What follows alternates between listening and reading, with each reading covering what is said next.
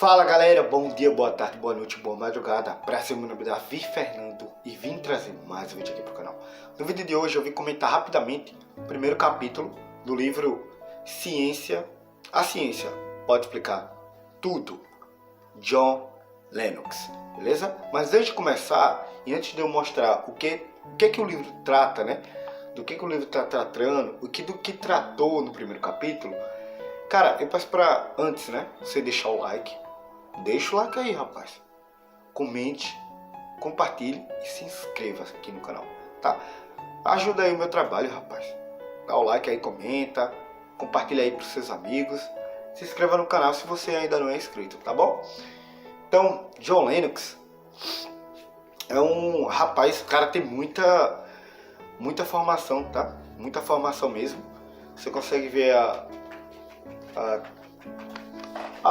as formações dele aqui nessa parte final do livro, né?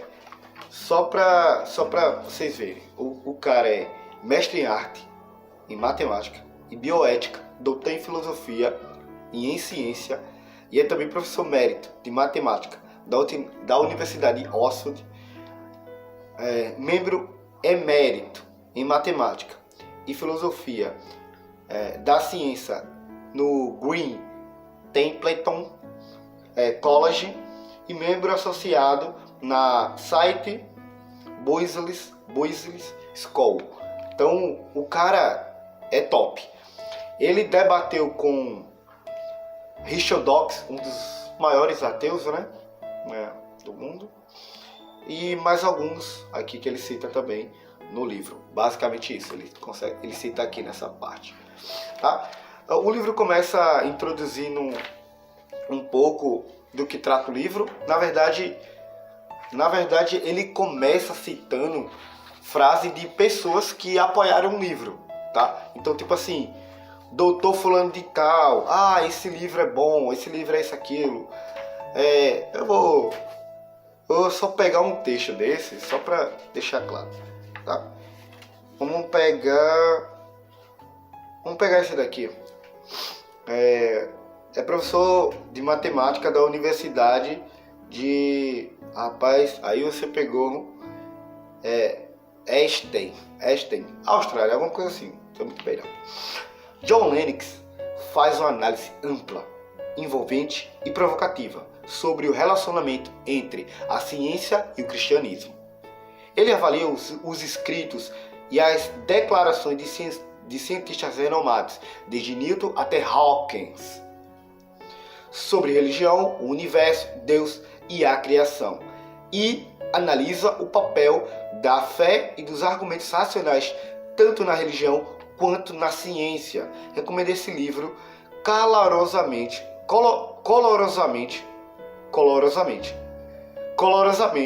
Recomendo esse livro colorosamente como leitura envolvente e desafiadora. Então, basicamente, aqui ele vai citar algumas pessoas que recomendaram o livro e que acharam o livro, tá? Parte inicial. E depois ele vem com o sumário, tá? Ciência Pode Explicar Tudo. Sumário, né? Basicamente são 10 capítulos, tá? 10 capítulos. E ele começa com a introdução cósmica. Mas antes ele agradece.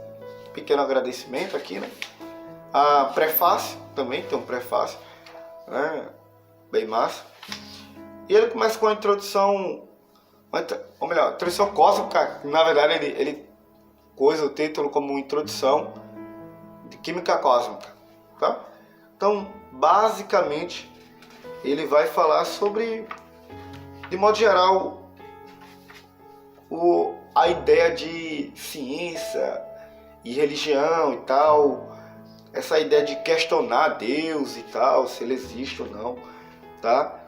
Essa ideias questionadoras de tipo, que ele cita até aqui, de onde viemos, por que estamos aqui, qual o significado da nossa existência. Então, ele dá uma pequena introdução, só uma pequena introdução, tá? Depois mesmo, ele começa iniciando, aí sim, o capítulo que a gente vai resumir um pouco aqui, que é possível ser cientista e crer em Deus? É possível? Então, Cara, é muito massa, porque esse texto, né, esse capítulo eu acabei lendo hoje mesmo. Parte dele eu li no ônibus, tá? Eu tava indo pro centro daqui, eu moro em Alagoas, e parte eu terminei aqui em casa. E tipo assim, eu tava lendo, eu como amigo, aí eu ficava bem assim, ó, eu tava lendo, aí quando chegava uma parte eu, oxi, caraca, meu irmão, olha, eu vou citar umas frases aqui que eu, meu irmão, tá doido, porque ele vai contando a história da vida dele e é impactante, tá? É possível ser cientista e crer em Deus? Então, basicamente ele vai citar assim, cara, hoje para você ser cientista, um bom cientista, ou melhor, é um cientista evolucionista. Ou seja, se você quer ser um cientista renomado, que muita gente vai se lembrar, você tem que ser evolucionista. Se você for cristão, que é isso, cara? Você tá doido? Você quer em Deus? Peba, cara, isso vai te atrapalhar. Ele vai falar um pouco mais lá na frente, tá? Beleza, aí eu tô tentando pegar uma frase aqui, eu acho que nessa parte não. Nessa parte ele não vai falar nada não, porque depois você vai ver, viu? Bom, ele vai fazer o seguinte, ele vai descrever uma frase de um cara, prêmio Nobel de Física, que falou o seguinte, tá? O nome dele é Stephen, aí o inglês do pai é bom não, Stephen Imberg, ganhador de prêmio Nobel. Olha o que ele fala, o mundo precisa acordar do longo pesadelo da religião. Qualquer coisa que nós, cientistas, possamos fazer para enfraquecer o domínio da religião deve ser feita. Isso pode efetivamente ser a nossa maior contribuição para a civilização. Olha que frase tipo, não, a gente tem que acabar com a religião. Não, porque a maior religião que eu considero é a ciência atual. Você não percebe mais o darwinismo, é uma religião, cara. É uma religião.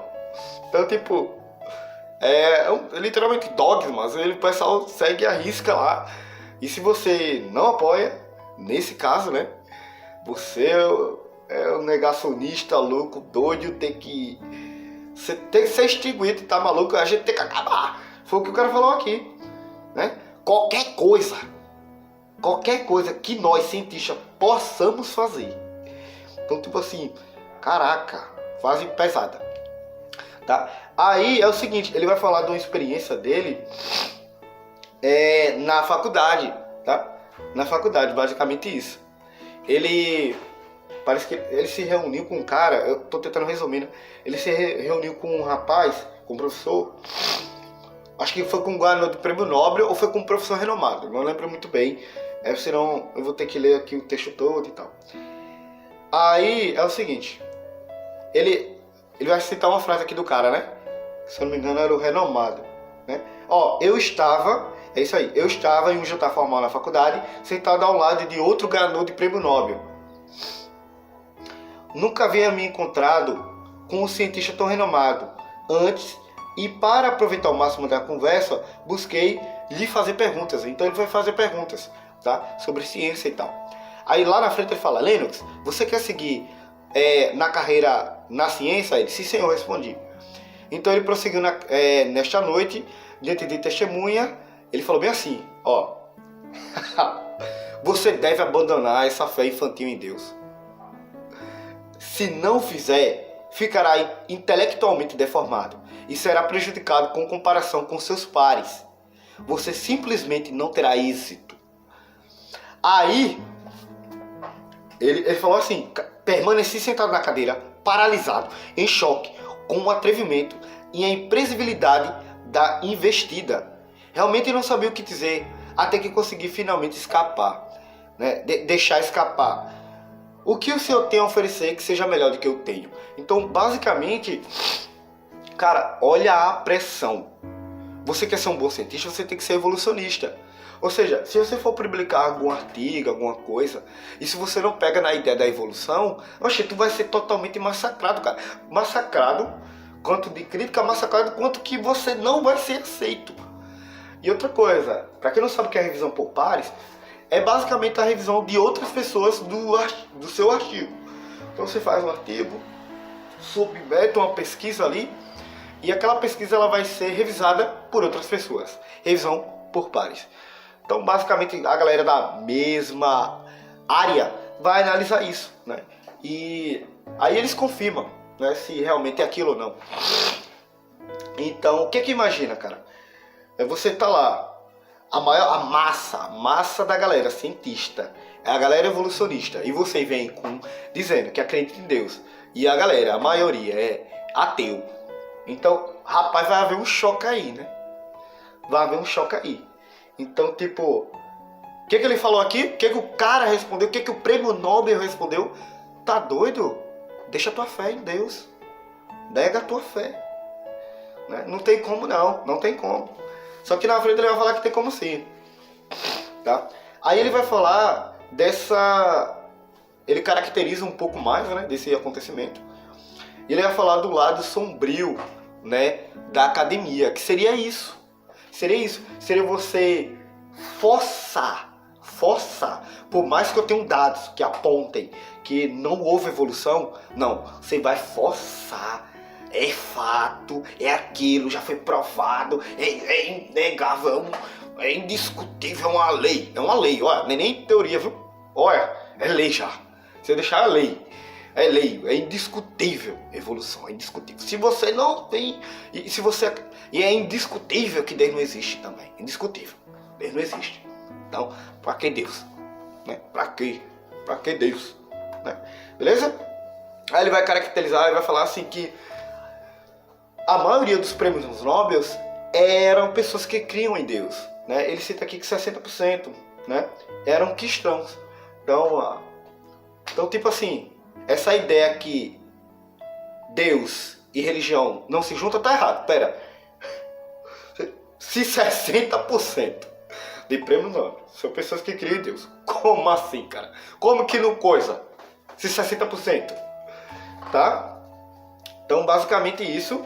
Aí, depois ele vai falar, vai caracterizar um pouco do que é ateísmo. Aí ele vai citar Richard Dawkins, né? O livro do Deus um Delírio, só citar mesmo, não falar nada não. E depois ele vai falar outro título, né? Lições da história, ou seja, ele vai listar um pouco da história. E aqui ele cita alguns dos maiores, eu acho que aqui, não sei se só tem físico. Tem físico? Kepler.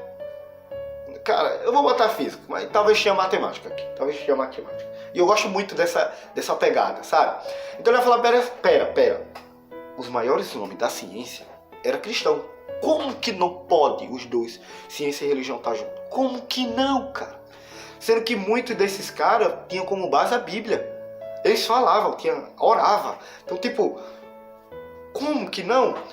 Então, Newton, Faraday, Kepler, Pascal, para quem acompanha o meu livro aí, para quem acompanha o meu vídeo do Adalto Lorenzo, não lembro o capítulo que eu estava tratando aqui no canal, eu claramente citei uma frase de Kepler que era da Bíblia. Claramente, Kepler, das 3 leis de Kepler, tá? Para movimento planetário. Então, tipo assim, como não, cara? Como não? E aí ele cita C.S. Lewis, né? Vou citar a frase de C.S. Lewis. Os homens tornaram-se científicos porque esperavam uma lei na natureza. E esperava uma lei na natureza porque acreditava em um legislador. Tá? Então, ele cita Kepler, né? Uma frase de Kepler e tal. E como eu falei, Kepler tem uma frase que ele, né, no livro do Adalto, que o Adalto até ele comenta que foi uma frase da Bíblia. Michel Faraday, eu não lembro muito bem, mas também Michel Faraday tem uma fase da vida dele que foi eu não lembro muito bem, cara. Eu não lembro muito bem, mas se ele tivesse desistido, ele não teria descoberto o que ele teria descoberto. Basicamente isso. Então, tipo assim, ele não desistiu por causa de Deus, se eu não me engano. Foi algo assim. Então, tipo assim, como que não? Depois ele cita Galileu, a história de Galileu com a igreja católica, né, romana. Essa ideia de que, tipo, não, a ideia rejeitava a religião. Ou melhor, a ideia rejeitava a ciência. Rejeitou Galileu, e tal, essas coisas. Então, ciência e religião não bate. E ele vai citar um pouco aqui dessa história. Ele gasta mais um pouco de página explicando isso, tá? Lembrando, Galileu,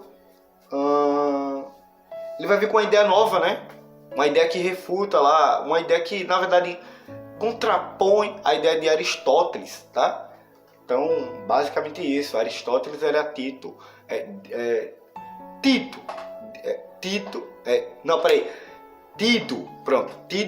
como imutável e tal. Então, basicamente isso. Lembrando que eu uso até, assim, o Aristóteles com certeza é um dos maiores caras também da história. Inteligente demais. E o que eu uso mais dele mesmo é a ideia do primeiro motor, né? Motor imóvel, primeira causa. Então, realmente, refutar isso não tem como. Não tem como. Até agora, não tem como refutar isso, infelizmente. Ateu, ele vai pra lá, vai pra cá, mas ele vai ter que... Cara, assim, quando acreditava-se antes que o universo era eterno, aí talvez a ideia de Deus, primeira causa, seria mais complicada. Mas agora é que a maioria dos cientistas, e eles são Big Bangistas, né, que creem no Big Bang, evolucionistas, eles vão crer que houve um início. E se houve um início, tem que ter uma causa. Se tem uma causa, tem um causador. Então, basicamente isso. Então, infelizmente. Só que o que eu acho? É que eles têm a fé que em algum momento, de alguma forma, eles vão provar que não precisa de Deus e que Deus não existe. De alguma forma, no futuro, não sei. Veio a existir por isso aqui. Aí a gente prova por isso aqui. E talvez faça até lógica, talvez faça até um sentido ali. Só que não vai ser a verdade. Porque a gente sabe, se tem uma causa, tem um causador. Aquilo não se causou por si próprio, porque ele não existia antes. Então, tipo, como que algo que não existia veio a existir por ele mesmo, sem a causa de ninguém? Então, tipo, não faz sentido nenhum, cara. Você não vê isso não é provado, não é experimentado. Você tá louco, tá maluco. Então, sim, a maioria dos ateus, eu posso dizer de certa forma, que eles não acreditam em Deus porque eles não querem. Essa é a palavra. Porque eles não querem. E geralmente, eles não vão crer em Deus por causa de alguma coisa familiar. Não sei. O pai dele morreu cedo. Os pais eram cristãos, daqueles que forçavam eles, sei lá, não sei. Aí ficaram com raiva de Deus. Não tem desculpa, cara. A evidência tá clara. Tá nos olhos. As coisas invisíveis são claramente vistas.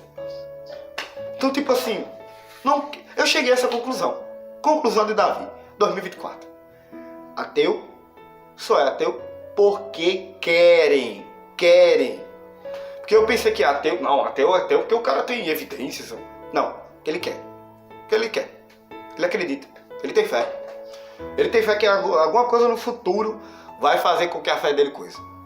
Então, assim, de certa forma, essa ideia de universo em expansão e tal ajudou essa ideia ateísta, né? Então, é isso. Aí ele vai falar um pouco e finaliza, né? Desafiando a cosmovisão. Só que rapaz, tinha uma frase aqui que eu acho que eu queria citar, que eu falei, caraca, pesado. Mas eu tô tentando lembrar aqui, porque, rapaz, é forte, né? Essa ideia de o cara força você a... Se você não acreditar, você já era pra você. E acho que é isso. Ele vai falar um pouco, ele vai citar outra frase, no ateísmo, tá? O que é exatamente o ateísmo? Ele vai falar bem assim, uma frase de um físico, tá? Seon Carol, acho que é assim. Nós humanos somos uma massa de lama organizada que, por meio da obra impessoal dos padrões da natureza, tem desenvolvido a capacidade de contemplar, valorizar e se envolver com a complexidade intimitante do mundo que o cerca. O significado que encontramos na vida não é transcendente. Essa é a ideia ateísta, né, cara? Mente, complexidade, tudo bonito, leis. Não. Isso aí foi criado por si próprio, sabe? Não. Só que, como eu falei, vai ter ideias tipo assim, vai ter sérios problemas. O da primeira causa já é um problema. A causa de tipo bem e mal já é um problema, porque se não tem Deus, você não tem essa ideia de bem e mal. Peraí, eu vou comparar a quem? O que é bem e o que é mal? Que a gente só sabe comparar quando a gente compara a Deus. Deus é o padrão de bom, de bem.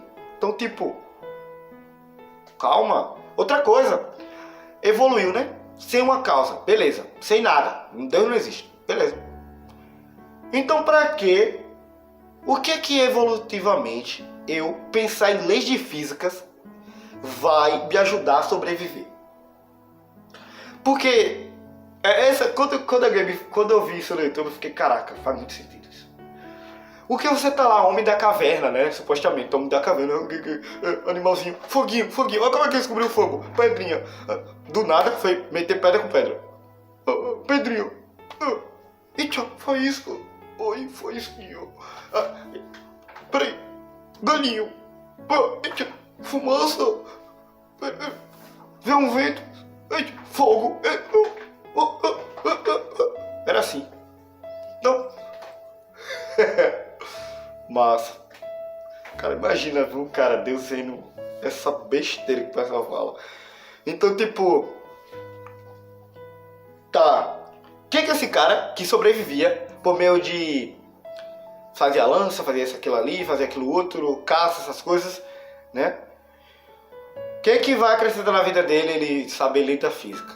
Eita, lei da gravidade, vai me ajudar a sobreviver, viu? Lei da gravidade, olha, tô lá na caça. Leão, lei da gravidade. O que isso me ajuda, cara? Em que isso me ajuda? O que me ajuda a pensar na vida, sobre Deus, essas coisas? Sendo que a minha ideia é sobrevivência. É sobrevivência. Pra que eu vou pensar em Deus, cara? Eu tô sobrevivendo. Você entendeu, né? Você entendeu? Tá o urso lá. Não sei se vocês estão entendendo, mas tá o urso, né? Sobrevivência, comida. Pra que eu vou pensar em matemática? Leis, teorias. Pra quê? O que isso vai me ajudar evolutivamente?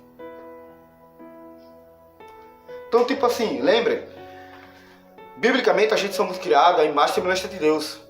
Então, Deus deu o raciocínio pra gente pensar, cara. Pra gente raciocinar, tá? Pra gente chegar à conclusão lógica que ele existe, tá? Se tem outra frase aqui, eu não lembro, tá? Uma frase muito massa que, infelizmente, a gente deixa pro próximo capítulo. Beleza? Então, é isso. Eu tava pensando em ler mais capítulos e no próximo vídeo comentar mais capítulos, em vez de comentar somente um. Mas eu vou ver. Outra coisa, eu já cheguei a ler a primeira parte o primeiro capítulo dele também. Daria pra comentar rapidamente, mas eu vou ver. Tá? Então, o primeiro capítulo é interessantíssimo. William Davis, que é um dos maiores nomes. E o Jonathan Witt. Não conheço. E tem também, não tenho fé suficiente para ser ateu e eu tenho que começar já tenho que iniciar, tá? Então, basicamente é isso. Curta, compartilhe, comente, já deixa o like se eu gostei, tá? Se inscreva aqui no canal, beleza? Até o próximo vídeo e tô gostando muito, cara, da leitura. Tô gostando muito. Fiquei viciado, cara. Mas como eu tenho outras coisas para fazer, infelizmente, talvez já eu acho que vou continuar esse ou começa um pouco aqui a introdução do não tenho fé suficiente para ter ateu. E galera, finalizando que o celular aqui já tá com memória cheia.